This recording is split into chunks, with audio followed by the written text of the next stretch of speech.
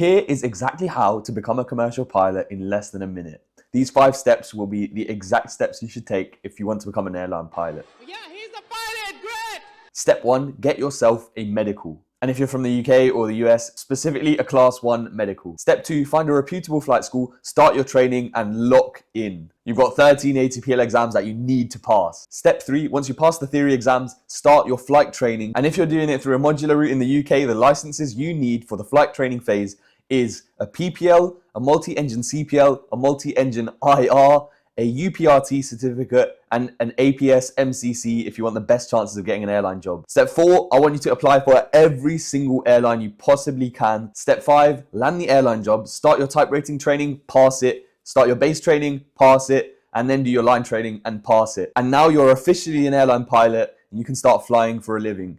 If you need any help with any of that, please jump in the description and book in a call with me.